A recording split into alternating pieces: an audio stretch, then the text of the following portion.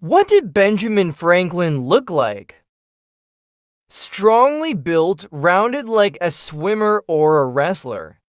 Not angular like a runner, he was 5 feet 9 or 10 inches tall, with a large head and square, deft hands.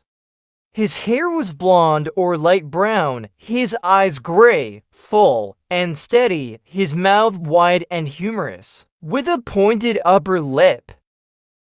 Benjamin Franklin FRS FRSE 1st January 1717 06 OS January 6th 1705 Note 1 April 17, 1790 was an American polymath who was active as a writer, scientist, inventor, statesman, diplomat, printer, publisher, and political philosopher, one among the leading intellectuals of his time. Franklin was one of the founding fathers of the United States, a drafter and signer of the Declaration of Independence, and the first postmaster general.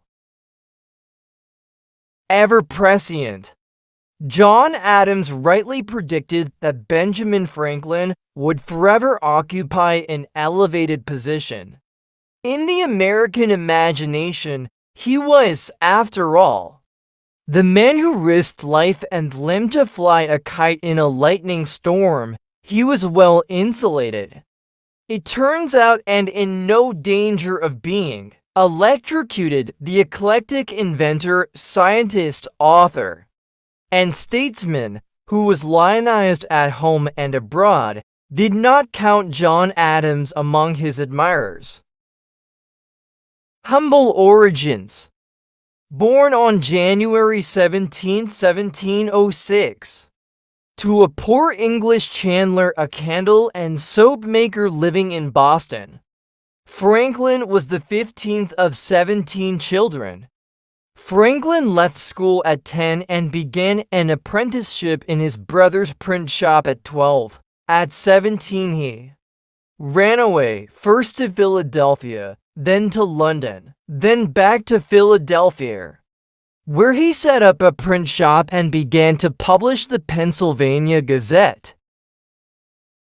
A man of ideas and inventions.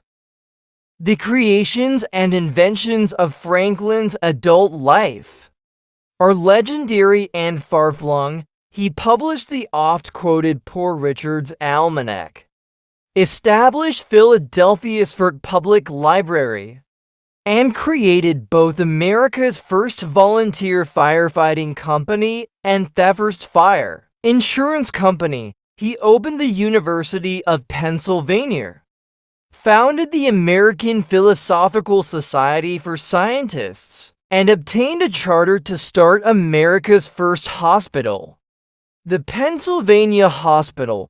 Round 1748, Franklin began his electricity research, establishing electricity and meteorology as viable fields of study. The list of his inventions included bifocals, the medical catheter, the odometer, the Franklin stove, a wood-burning stove that made home heating safer, and, of course, the lightning rod. Later, while in France, he pioneered the idea of daylight saving time, which moved an hour of daylight from morning to evening during summer months in order to save energy.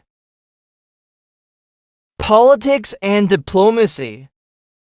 Having accumulated a modest fortune, Franklin retired at age 42 and turned to politics between 1766 and 1775. Franklin was Pennsylvania's agent in London, where he testified before the British Parliament about the colony's attitude toward the despised Stamp Act. He explained that colonists could tolerate duties to regulate commerce, but Parliament was not to levy internal taxes. The Stamp Act was repealed in 1766 after a brief return to America. where he served as a member of the Second Continental Congress. Franklin was dispatched to France to secure recognition of the new United States. Esteemed in America, he was revered in France.